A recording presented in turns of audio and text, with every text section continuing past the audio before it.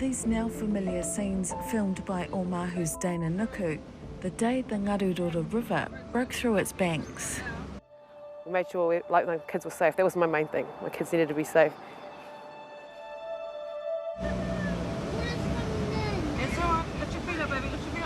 I can remember it all. I can remember when we first pulled up and we seen all the water coming this way.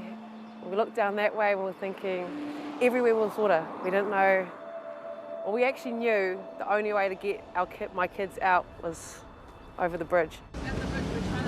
Racking up 2.5 million views across news outlets and social media, capturing the horror many faced just 4 months ago.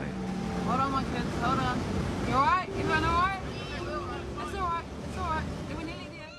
Just watching that footage, it's just so terrifying. How were you guys? I think for me, I didn't want to be scared so my kids were scared.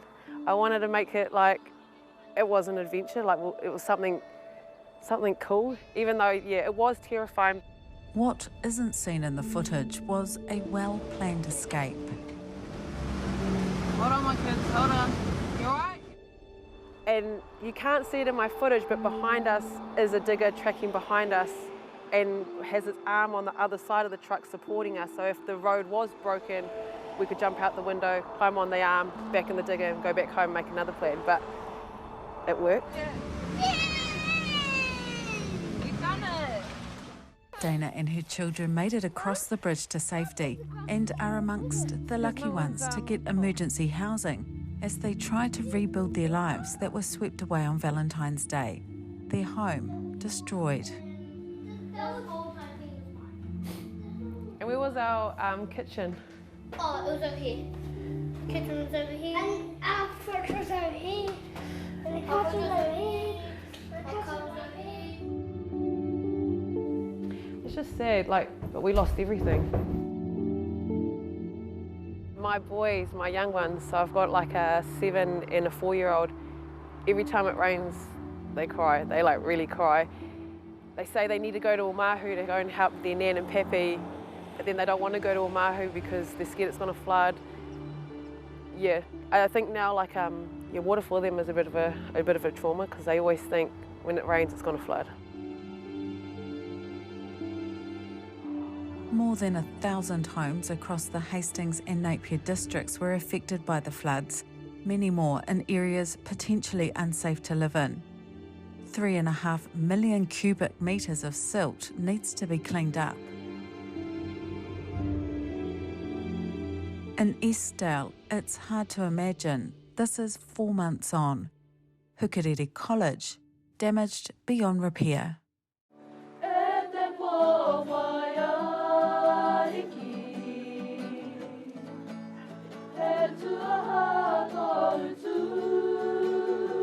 Established in 1875, the Anglican school was originally located in Napier, but moved twice, once due to fire and then the Napier earthquake.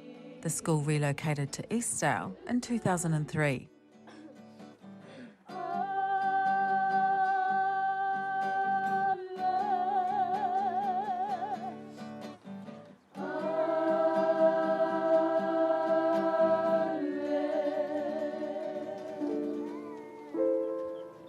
We've been telling the girls Hukarere is not a building.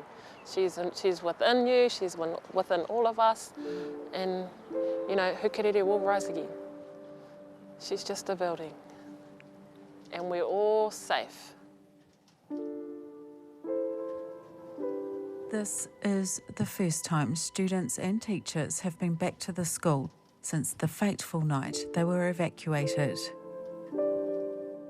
Today was about bringing them back all together as a kura, back into their kura, and just to see, not see the damage, but just to see how lucky they were to get out of here when they did.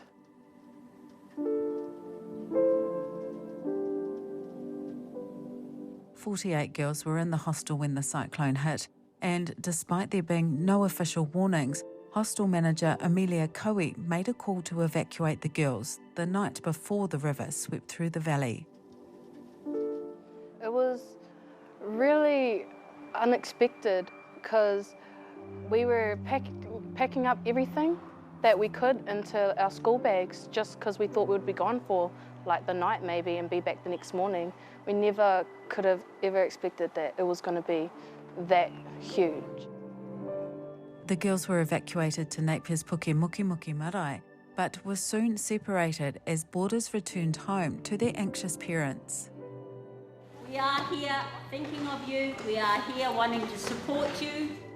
When we were going home and our form was saying all our goodbyes, we were like sad and didn't want to leave each other because we were just like got close really fast. A few weeks ago, the Hukarere old girls made a plan to get the girls back together.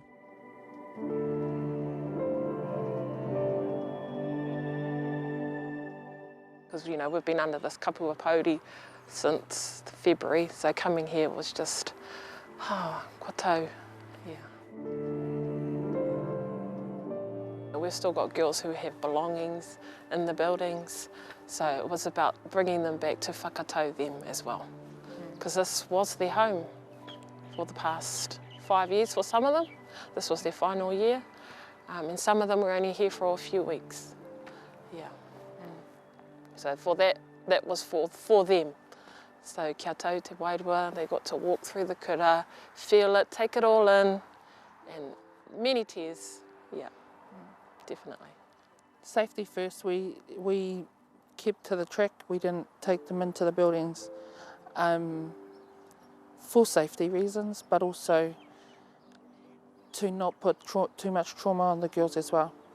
They already know where things were before the flood, so seeing them moved around and knowing that, that table was on the other side of the kura, that's traumatising as well. So we're lucky that we've got a school counsellor who's on board. We've got support from some whānau outside of Hawke's Bay who are coming back to awhi the kōtiro with trauma counselling. So trying to wrap some supports around the koine as much as we can. For me, there was a lot of thoughts going through my head. Yeah, and just remembering everything we did. It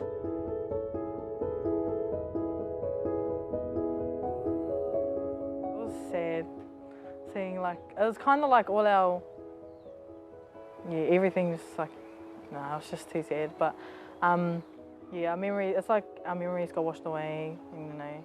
But we'll always be here, like physically, Hukarere is, like destroyed, but we're still here, so yeah, we're still standing. It was definitely hard seeing our school in that condition. Like, we'd seen a couple photos, but it doesn't really hit until you've been there and seen it in person. Yeah. So it was really sad to see, but yeah. I'm glad that we could finally go back to it.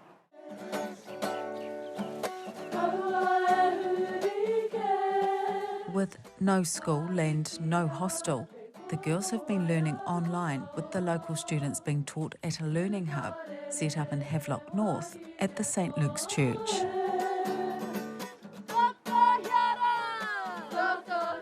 Yeah, I think it was difficult for them those first few days, but then a lot of it I think was just working on, how are you feeling, are you okay, and setting up. But the girls are pretty resilient, they're pretty amazing. They just seem to have got on and done what needs to be done. We're here, let's make the best of it.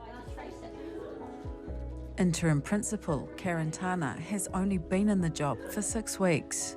In those initial stages, there was no resources. They had teachers who were working from home and teachers who were at the hub, so there was kind of like a roster system.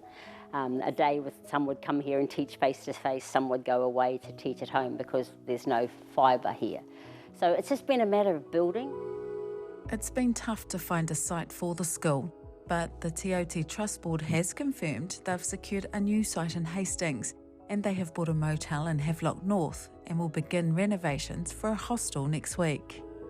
Looking forward to seeing all the girls back together again as a school and the hostel girls back in their hostel. Something to look forward to.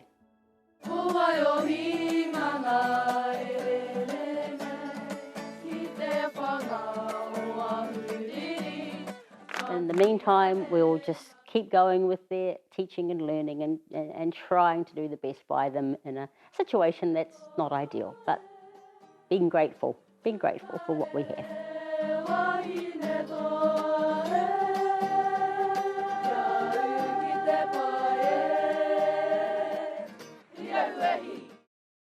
Great news for the girls, and we wish them all the best. Plans are also underway to rebuild Hukarere on a permanent site near Te Aute College in the Central Hawke's Bay. Coming up after the break, Kirsty Babington revisits the small communities of Waihihi and Omahu, two areas hit hard by Cyclone Gabrielle.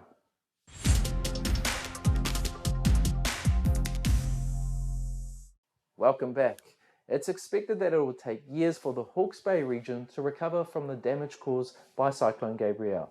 Now, communities heard just over a week ago what land rebuild category they fell into, to give them an idea of whether they can stay in their homes or not. Almost 3,000 homes in the wider Hawke's Bay region were deemed to fall into category 2 or 3, which is worrying for many. With the main arterial routes opening here in Hawke's Bay, life has returned to somewhat normal for many, but for those who were hardest hit, that's certainly not the case. Kia ora. Kia ora. We're here to see Shala Hawaikirangi. Sure, you know where you're going? Hi. Ka pai. Okay. Kia ora. We first met Shala Hawaikirangi soon after the flood banks near Waihihi burst, covering the whole community in a layer of sludge and silt. I am the second oldest grandchild of Labour Hawaikirangi, and for my 45 years I've been living in this whare here. 5 generations have been through this whare. Well, so when we were here last, this was all covered. It's still, you know, a bit of traumatic there for when that, you know, the day of the cyclone, of getting my son, my daughter and my auntie out of the house, brings back all those memories. When I was in the house, we were out in the water and coming up onto the road. It's, yeah, don't really like coming back here, if that makes sense. I want to come home, but I don't like seeing it, because it brings those memories. Yeah. Waihihi mai whānau at our back door. The Waihihi community found out a week ago their homes all fall into category 2 and 3, which means they can't start rebuilding until the local council decides if it is safe. Oh, we've been like a turtle out here, honestly.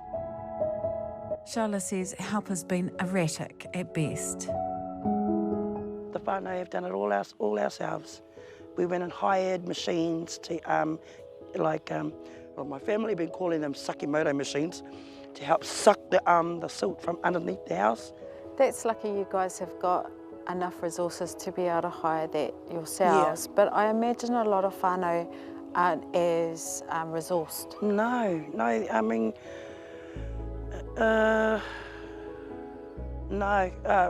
whānau next door, even next door to my house, I haven't seen anybody in there since day one when we all got evacuated out of there. No one's gone in there to help them, or, yeah, even the house next door and the next one, and maybe the other one at the back, but yeah. The community, like many others, have been battling with disaster tourists, people coming through to look at the devastation. It got so bad, they had to set up the checkpoint we came through earlier. Yeah, people just coming in and having a nosy, taking photos to put it all over social media. Why? When you can just watch it on the news. But no, they want to be there and go and see it. and they're looking at opening up a bridge in June. As a hapu, we think it's a stupid idea. We want to have a cul-de-sac. And we just move the bridge somewhere else.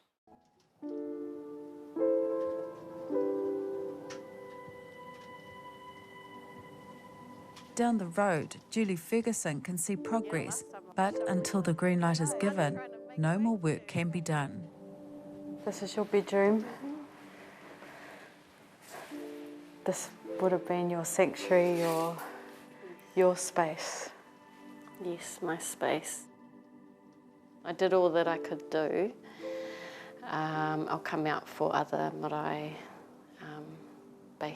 mahi, but here I can't really do a lot. All I do is come in and check in on people and see if they're okay, and if I know of any supports out there, like to connect and just, you know, I know a lot of whānau will not accept help too, and I think they're whakamā. So I just try and kōrero a bit. What does this space mean to you? Home. Yeah, I miss it.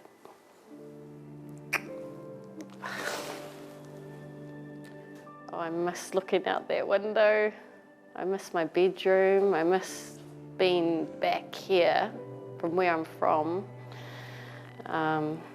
Yeah, seeing the maunga, even my neighbours. You know, I know my neighbours.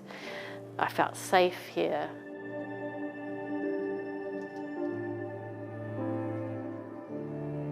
Some, like Roi Pewhairangi, have decided not to wait for the green light and get back to the whenua.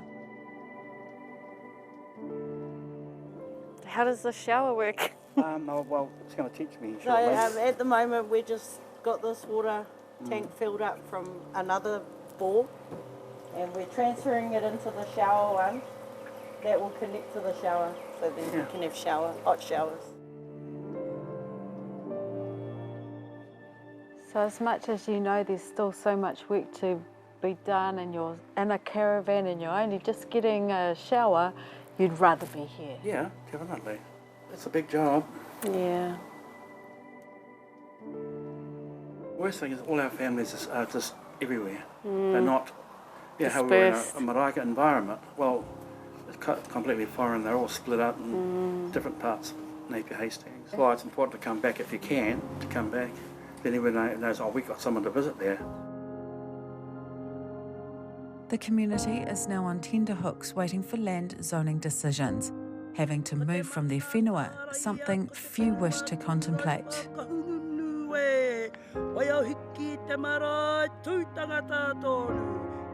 Your grandfather built this house, so it holds a lot of memories, not only the whenua, but the kāinga and everything inside it. Everything inside it, yeah. So to even just that little nick that he went, you know, that's still a memory. Because you remember the day that he done it and how he did it. Stuff like that.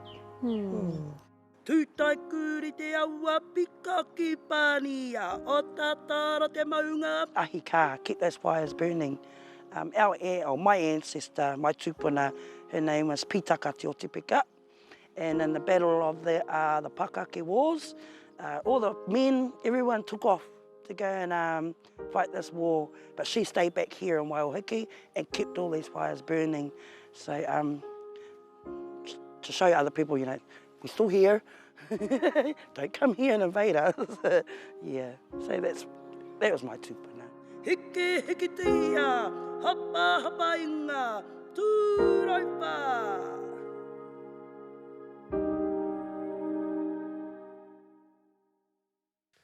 Ahika and mana whenua, tikanga that our Māori communities will be grappling with if decisions are made to categorise their whenua as uninhabitable.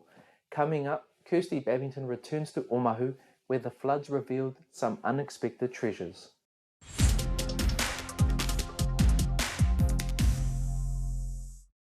Kia ora and welcome back. With all of the heartbreak the floods have caused, there have also been stories of courage, community and resilience. Marae and hapu in the Hawke's Bay have shone through as outstanding leaders and supporters of not only their people but surrounding communities. Kirsty Babington returns to Omahu, where an ancient source of strength for them was revealed by the floods. Omahu village 4 months on looks like a different place. During the first couple of months there was lots and lots of support and it was amazing. Now it's quietened down a lot,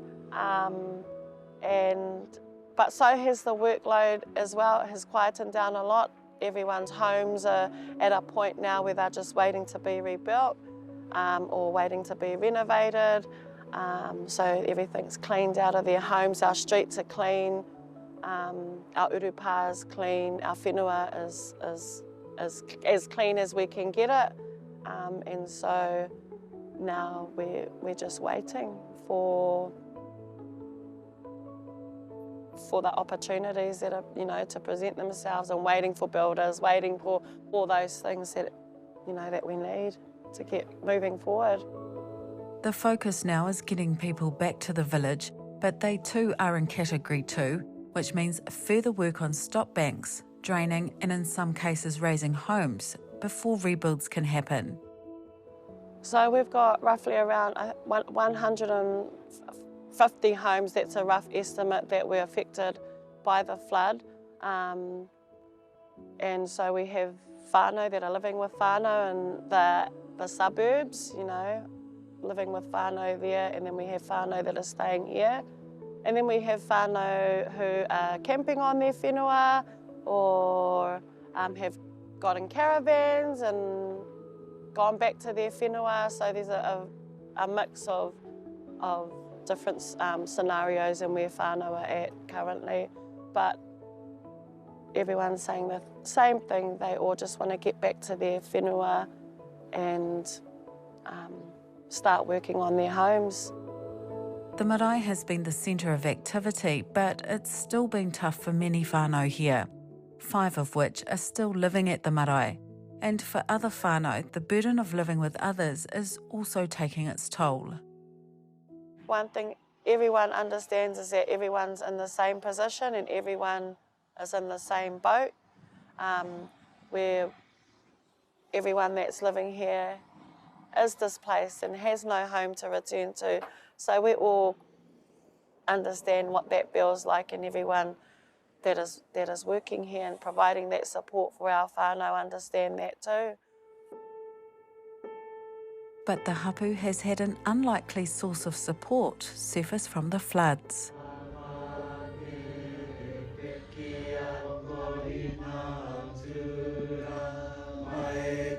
They've been the light and that beacon for us. From the depths of an ancient urupa, uncovered by the floods, precolonial tipuna have risen.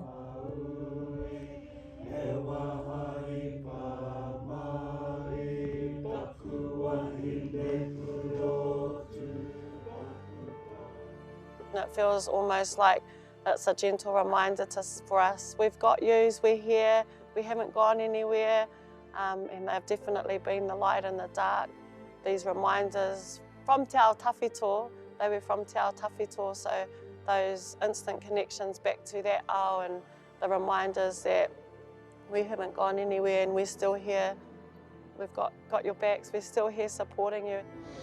The tipuna found buried in the traditional crouch position facing east were uncovered with other kōiwi. I don't even have the words sometimes to articulate what that moment and what that experience has been like.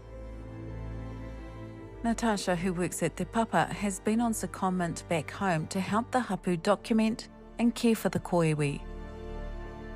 They've definitely been a huge part of our projection forward as a hapu and future plans and endeavours that we have to be able to look after them. And it's just been our privilege and honour to be able to manaaki tiaki them and look after them as they have been us, our wairua.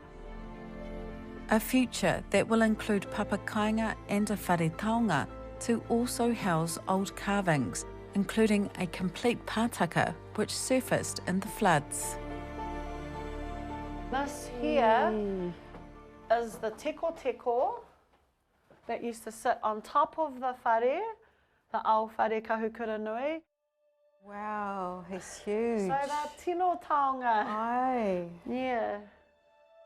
Yeah, so that's been a huge blessing, and we couldn't have imagined how it would have looked in the first week of the flood. We didn't realise that it was going to be what it is today, and would never have envisioned our future as it is today, as it sits today.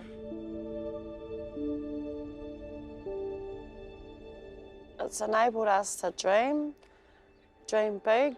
It's enabled us to reconnect on a whole nother level. When you have that moment of disaster and it hits your whole community, and then you have your, oh, she came, and then, oh shucks. It's brought us closer as a hapu. The taonga have reminded us of that resilience and all the koha that our tepuna have left us, the koha aroha that's come back to us in the time of need. They're still giving to us even though physically they're not here. Our wairua, the koha aroha that they're giving back to us in our time of need has been amazing, and has definitely been what we've needed to get through this part of the flood.